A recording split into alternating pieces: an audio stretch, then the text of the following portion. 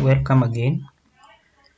In this video, we are going to discuss the model fitness indices in confirmatory factor analysis in AMOS. So we are going to discuss the fit indices that are used in confirmatory factor analysis. In our previous video, we mentioned that in confirmatory factor analysis CFA, we are trying to fit the data to the model. So when you are fitting this data to the model, there are different fit indices that are calculated so that you can be able to tell whether the data fits to the model appropriately. So we start by an introduction where we are saying that there are several fit indices. There are several fit indices used in SEM or used in structural equation model or CFA. And the criteria of satisfactory fit can vary depending on the specific model being tested, the sample size, and the complexity of the model. What we are saying is there are different fit indices, and these fit indices they vary. They vary depending on the specific model being tested. They vary based on the sample size, meaning that they are affected by the sample size, and they are also affected by the complexity of the model being tested. So however, there are some commonly used fit indices that are recommended to be considered when assessing the model fit in structural equation model. So there are several of them, but there are those which are commonly used. So the first one is the chi-squared divided by the degrees of freedom, that is SMIN divided by degrees of freedom. The second one is called root mean square error of approximation, RMSEA. That one is called the goodness of fit, GFI. The fourth one is called comparative fit index, CFI. The fourth one is called Tucker-Lewis index, TLI. And then the last one is called normed fit index, NFI. So we go on and we look at each one of them. And then we see the required threshold for each of these fit indices. So if we start by the relative chi-square index, that is chi-square divided by the degrees of freedom. So it tells us how much the fit of the data to the model is reduced by dropping one or more paths. So the required threshold is less than or equal to 3. It indicates that an acceptable fit, that is according to these authors. There are also other authors who indicate that if this relative chi index is less or equal to 5, it also indicates a reasonable fit. Then if you look at the GFI, it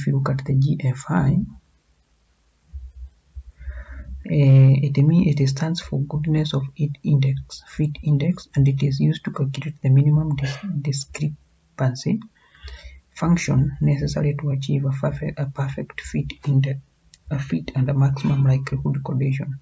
So the required threshold is this: it should be greater or equal to 0.9, which indicates a reasonable or a good fit according to these authors.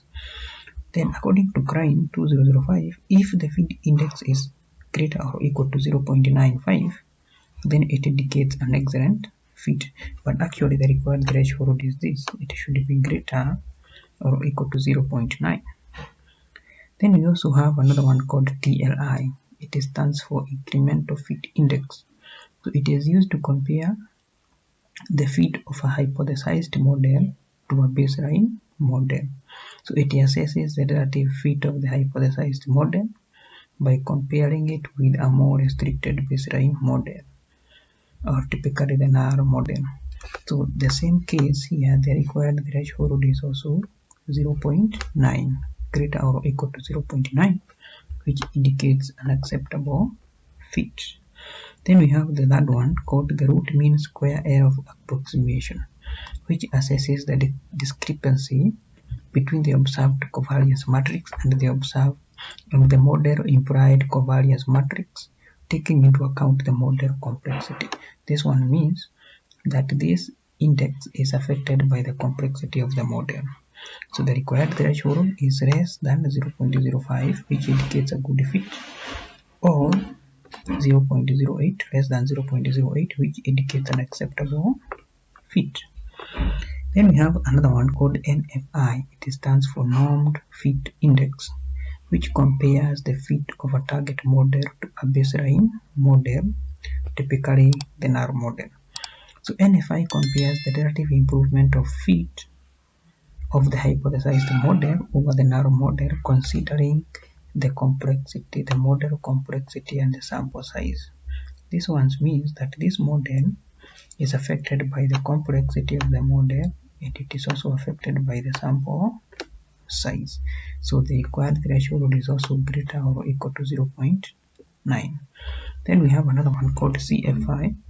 It stands for Comparative Fit Index. It compares the fit of the hypothesized model to a baseline model, typically the null model or a more restricted model. So it compares how much better the hypothesized model fits the data compared to the baseline model, adjusting for sample size and model complexity, meaning that it is affected by the sample size and it is also affected by the complexity of the model. And similarly, the required threshold is greater or equal to 0.9.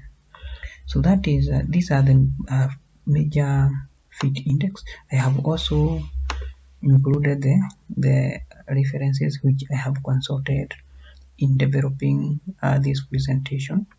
So we have seen that we have the relative chi-square index. We also have the GFI, the goodness of fit index. Then we also have the TLI, the incremental fit index, and then we have the root mean square error of approximation. Then we have the normed fit index, and then we have the comparative fit index. So these are the common fit indices. So in the next video, I am going to show you how to run the CFA model, and how to check each of these fit indices. So make sure you check the next video. Thank you.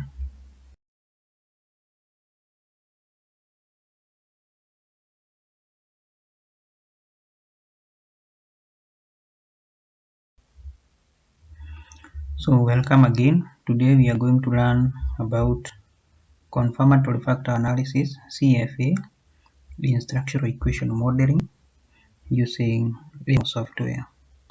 So this is an introduction part. It is an introduction part.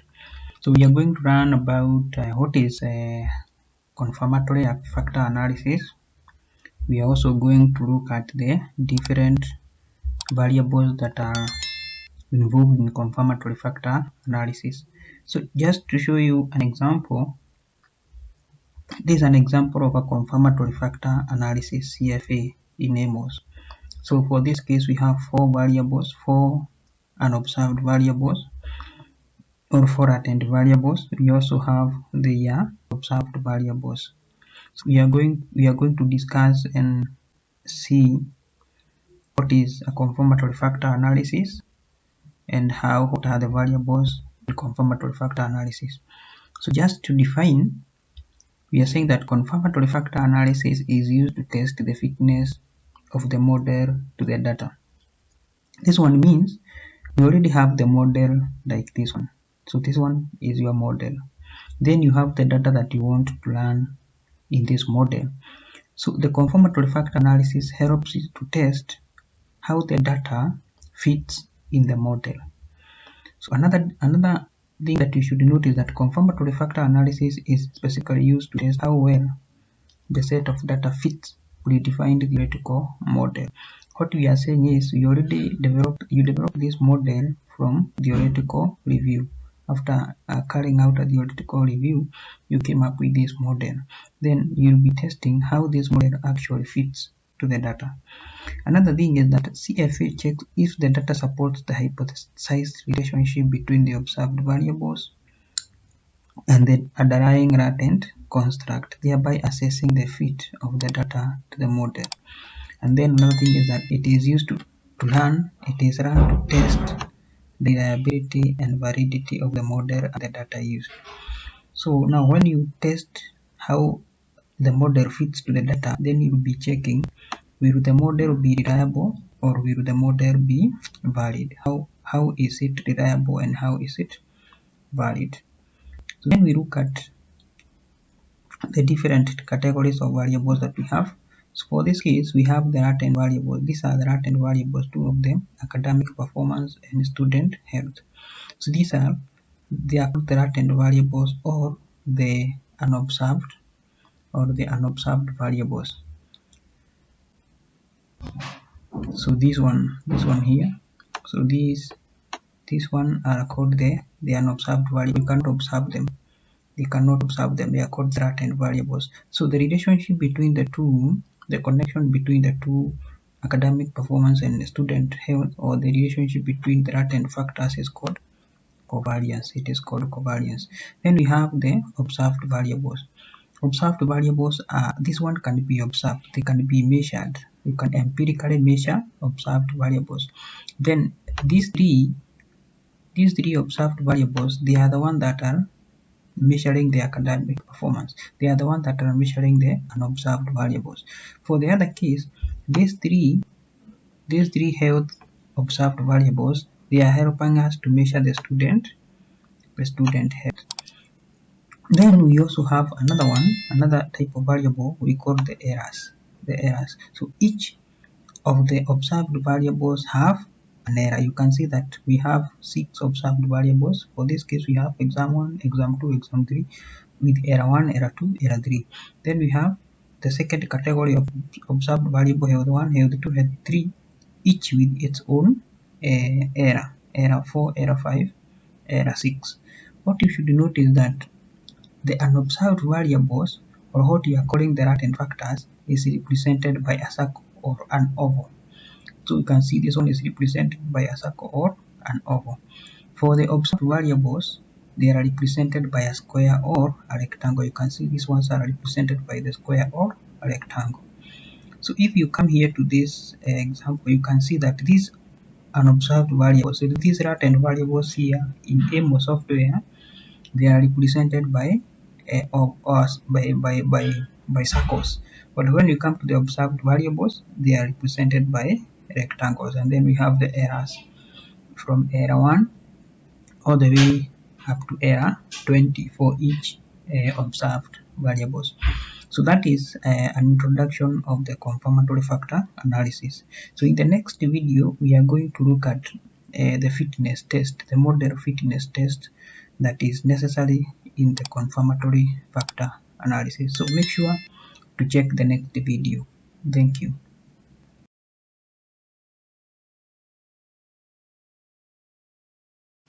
In today's video, we are going to learn about how to carry out an analysis of the model fitness in confirmatory factor analysis using AMOS. In my previous video, we discussed the model fitness indices in confirmatory factor analysis, and we said there are several of them. There is CMIN divided by degrees of freedom. There is RMSEA, GFI, CFI, TLI, and NFI. And also we said that there are different thresholds. We said that there are different thresholds for each of these fit indices. For instance, the RMCA should be less than 0.08. GFI should be greater than 0.9. CFI should be greater than 0.9. TLI should be greater than 0.9. So in our previous video, we looked at the various fit indices and their threshold. So in this video, I'm going to show you how to carry out a test of these fit indices in AMOS. So I'm going to show you how do we carry out an analysis of fit indices in AMOS. So we are going to construct a confirmatory factor analysis model like this. So this one is a confirmatory factor analysis model. Then we run the model and then we get the results like that, and then we shall interpret these results. to see whether the obtained results or the obtained fit indices are meeting the required thresholds. So what the first thing that we shall do is we shall look at the variables that we have. So we have 4 variables. The first one is called AI training.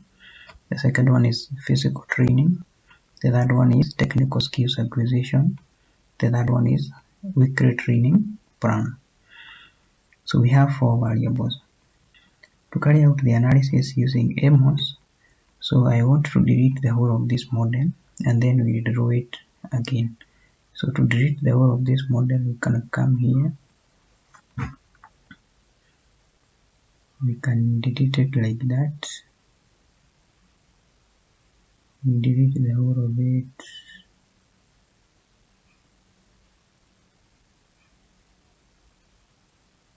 Delete the whole of it like that, so that we start afresh.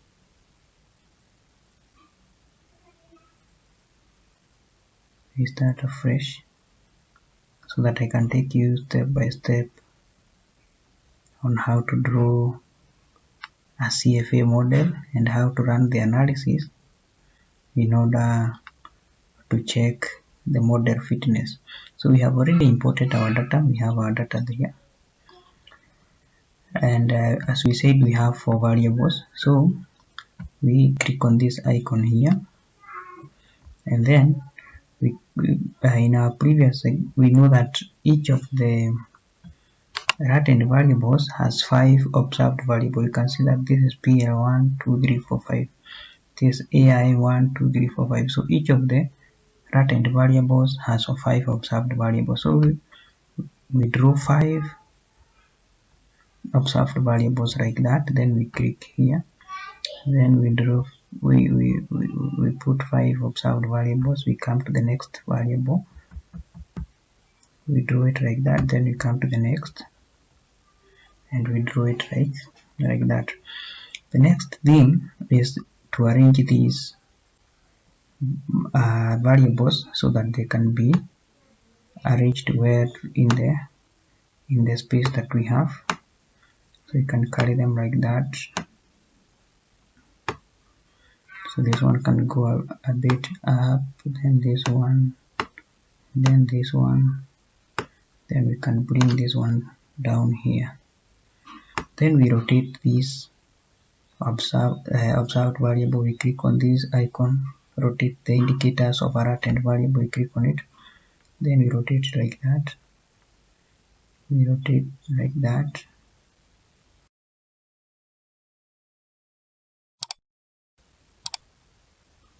Then we rotate the last one, and then we adjust the space between the observed variables like that. We adjust the space like that, and you can push it a bit upward. We adjust the space, we minimize the space, we minimize the space, we minimize the space. We can move it upward a bit. You can move it upward like that. And then we also adjust that space. Then we come here. We already have our variables, so we can start by labeling this observed variable. So we said the first one is AI, the second one is PT. So this one is AI. We label it like that. We also label it here AI. Then we write the variable name AI. Sorry, this one is PT. This one is PT. This one is PT. So then we check the last two is TSWT. So this one is TS like that. This one is TS. So TS. Having labeled the latent variables, then we label the observed variables. So we have our AI 1 to 5. So we carry them, we click and drag AI 1, AI 2, AI training 3, AI training 4, AI training 5. Then you go to PT1, PT2, PT3, PT4, PT5. Then you go to TS1, TS2, TS3, TS4, then TS5. Then you go to, so the last one should be, I made a mistake, WT. This one should be WT. I wrote it wrongly. Should be WT. That one should be WT. So we write W. We call it WT1. We create training. WT2. WT3. WT4. Then WT5. So having put the observed variables names, then we resize the observed variable. We click on it like that, and then you can see that they have been resized. So the next thing is to make this model look presentable. So the first thing that we have to do is that we have to carry this. You deselect this one, then you drag the names like that. You drag this one like that. You drag this one like this. You drag the last one like, you drag it like that.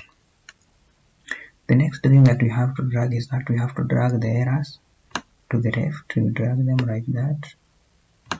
You drag them like that. You drag them like that. You drag them like that. So it's a bit looking presentable. Maybe this one is quite far. Can take it back a little bit like that. Then we have to name these errors. So come to plugin, you say name and observed variables, and you can see the errors name. The errors has been put, but these errors are not quite visible. You click on this change the shape of the object. Click on it, then you can adjust the size of the errors like that. Adjust the shape of the errors so that they can be visible. So now we are done with that. Then you can see that these arrows are not quite at the center of the latent variable. So you click on this icon, touch up a variable, you click on it, then you click here, click there, click there. You can see now the model is quite presentable. Maybe we can adjust the space between the observed variables a bit, like that, and this one, then the last one. So you can see now our model is quite presentable. Our model is quite presentable. Then the last thing that we have to draw is that we have to draw the covariances between the latent variables. To draw the covariances, we come to plugin. You say draw the covariances. But before drawing that, we have to select this latent variable. So you come here, you click on this icon, select one object at a time. You click on it, then you click there to select it. You click here to select it. You click there to select it. Then you click the last one to select it.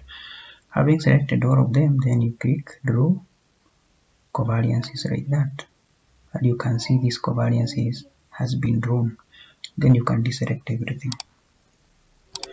So now, having drawn the covariances, you can see that these covariances are on the left side. So we might need to move them to the left side. So you come here, you select each one of them, you select that, select this one, you select them. When you select them, they change to blue. Then you select that one, you select that one, then you select the last one. So all of them have been changed to blue. You select this icon called change the shape of the object, and then you drag one. You just need to drag one because you have already selected all of them. Then the shape will be changed. Then you click on this again, and then you adjust the shape like that, and then now you can deselect everything like that. So now we have drawn the model. The other thing now is to select the output. You click here on the output. So you select minimization history, you select standardized estimates, you select squared multiple correlations, you select indirect, direct, and total effect. You select total factor score weights, you select covariances and estimates, you select also the correlation estimates. So having selected that, then you come here, you click here, calculate the estimates, and you click on it, and then our estimates will be calculated, as you can see at the right bottom corner. So you can see now this icon has changed to green. When you click on it, you can see now we have our results, our CFA model results. Then you click on this icon, view text, to see the results, and then the results appears. So we have our results here. What we are interested in is the model fit. So you click this icon here called model fit to expand it. So we check the model fitness. So what we are interested in, if you can remember, we are interested in this one, seeming stroke divided by degrees of freedom, RMCA, RMR, GFI, CFI, TRI, and FI. And the thresholds are here. You can see the threshold.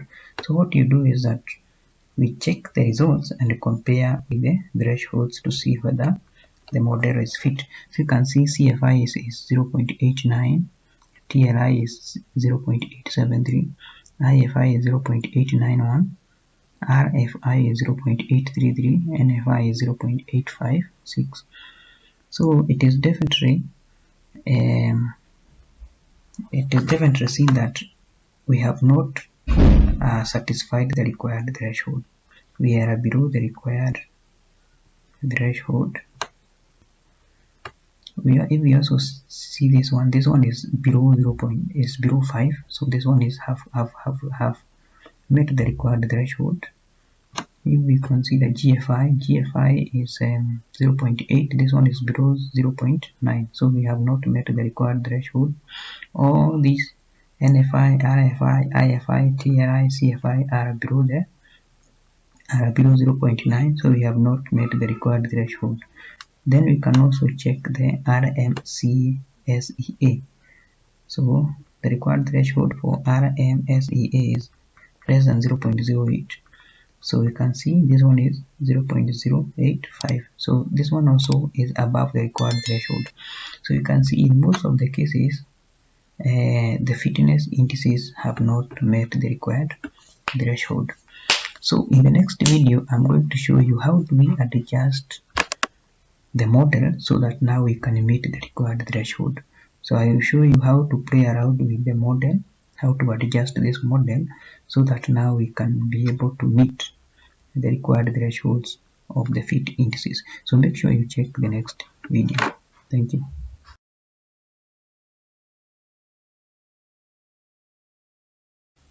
So today we are going to discuss how to improve fit indices in confirmatory factor analysis CFA model.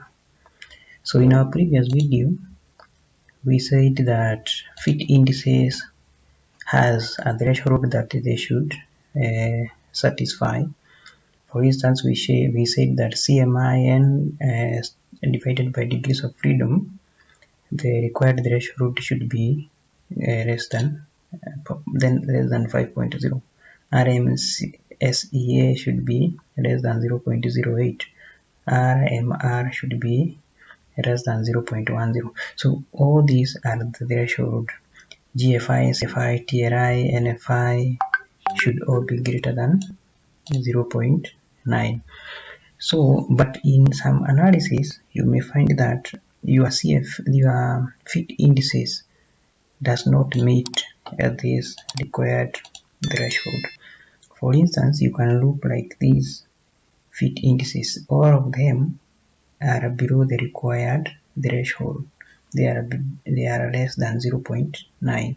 So what do we do to improve these fit indices so that they can meet the required threshold? For instance, this one is okay because it is less than 5.0. This one is not okay, GFI, because it is less than 0.9. If you look at RMCA, it is 0.085. It is greater than 0.08. The required threshold is less than 0.08. So what do we do to this one, or what do we do to all of these fit indices so that they can meet the required threshold? So that is what we shall be looking at today, and that is how to improve the fit indices in confirmatory factor analysis so that now they can meet the required threshold. So now, in our previous video, we had drawn this model. We had drawn this CFA model. It has four latent variables, and they are each of 5 observed variables. So what we do is that we run the model again. So we come here, we click analysis properties, then we choose maximum minimization history, we choose standardized estimates, we choose squared multiple correlations, we choose indirect, direct and total effects, we choose total factor weights, we choose covariance of estimates, we choose correlation of estimates, we also choose residual moments, then we also choose modification indices. What we are interested in particularly is the modification indices, and we also choose the threshold for modification indices. So we can start with the threshold of 15, and then we close that window. Then we come here and we calculate the estimates. We click calculate the estimates. The model will run, and when it is complete, we get our results. You can see this right icon has been changed to green. When you click on it, now you can be able to see the results. So we have unstandardized estimates and we have standardized estimates. So we click on this icon, view text, so that now we can be able to see the results. So what we are interested in is the model fitness. So you can see this one satisfies the required threshold, but all these are below the required threshold. This one GFI is also below the required threshold. If we look at RMSEA, it is also below the required threshold. So what we do is that the first step to improve these fit indices is to check the standardized estimates. So you click here estimates, you click scales, then you click standardized regression weights. So the first thing that we have to do is that these standardized regression weights, they should be above 0.5. So you check to see if any one of them is below 0.5. In case any one of them is below 0.5, you have to delete that particular observed variable. You can also do the same here. So you come here and you click the standardized estimates. Then you go through, you can see here, these are the standardized estimates, these ones. You check to see if any one of them is below the required threshold. So let's assume this one 0.68 was below 0.5. So what you do to improve the model is that you go back to the model, the original model, then you click this icon which says erase object. You click on it, and then you come here and you erase that particular observed variable is with less than 0.5 regression weight. But because in our model none of them is below 0.5, then we are not going to delete any one of them. So that one means the first step of improving the fitness we have already passed, because none of these regression weights is below 0.5. So now we go to the next step. The next step of improving the model is checking the modification indices. You click here, this icon here called modification indices. Then it will be presented by what we call the modification indices covariances. These covariances, what you are going to check is that you are going to check the covariances of errors. So you see, you start by the covariances of error. So you can see this is the covariance of error 14 and error 15. It has a covariance of 69.725. So you start by checking the highest covariances. You draw that covariance. So let's say error 14 and error 15. So you go back to the model. You click the original model, which has not been run, and you connect those errors. So we have error 14 and error 15. You draw that covariance like that. So one thing that you should note is that when you are drawing these covariances, you are only allowed to draw the covariances of the same latent variable. You cannot draw the covariances of different latent variable. For instance, you cannot draw the covariance of error 15 and error 6 because this belongs to different latent variable PT and TS. But you can draw the covariance of errors of the same latent variables. So now we go back, we check another error 13 and error 15. We come here, error 13 and error 15, we draw that covariance again. Then we come here back, we see error 13, error 14, covariance of 25, error 13, error 14. So error 13, error 14. Then we go back again, error 12, error 12, error 15, error 12, error 14. So these two, error 12, error 14, error 12, error 15. We come here, this is error 12, error 14, error 12, error 15. Then we come back again here, we check what other errors. We have error 11, error 13. Let's see whether they are in the same covariance. Error 11, error 11, error 11, error 12, error 11, error 13. Error 11, error 12, error 11, error 13, like that. I go back again. We have error 7, error 8. Error 7, error 8. Error 7, error 8, because they are on the same. They belong to the same observed latent variable. Then we check another one. Error 4, error 6. We have error 4, error 6 are not on the same because this is error 4, but error 6 is on a different. Error 6 is on a different latent variable, so we cannot draw that one. So it's like we have exhausted the errors here. So now after covariances, we rerun the model and see how far we have improved the fit indices. So after running the model, we have our results.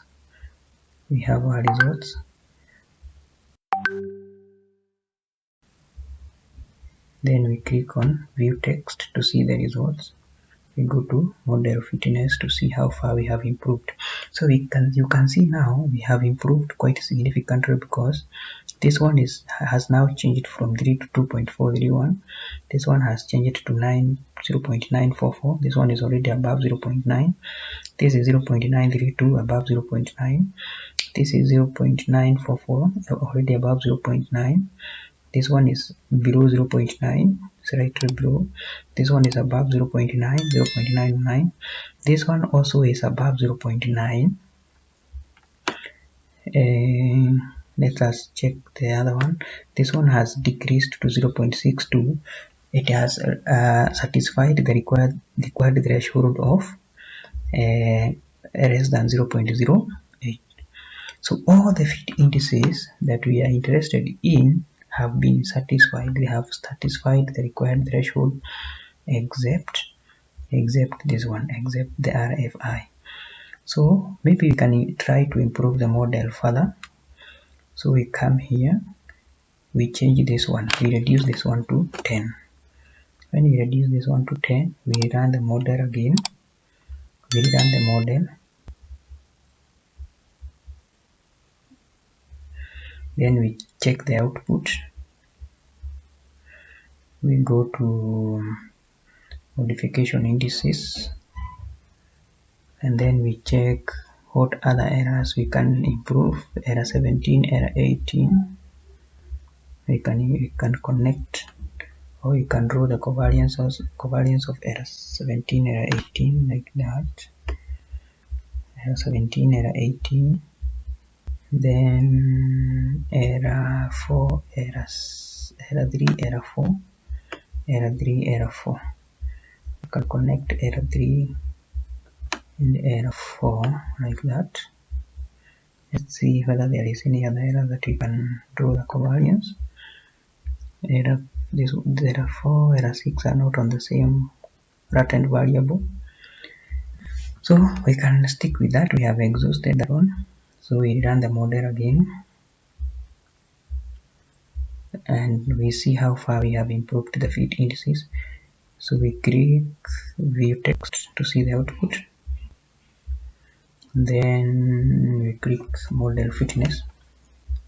This one has slightly improved. This one, you can see now all of them has improved. This one has become 9.51, 0.93, 0.951, 0.939, 0.951, 0.896.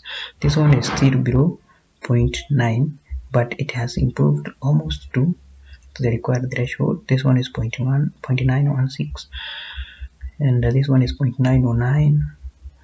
This one is 0.58. So now we have seen, you can see now we have improved the fit indices until all of them have met the required threshold. They have met the required threshold. So now we can proceed with the model. We can proceed with the analysis. So what you do is that this is our CFA. This is our CFA model, which is fit. It means that using this CFA model now, the data fits the model appropriately. So the next step after this one should be now to conduct the confirmatory factor analysis using this model.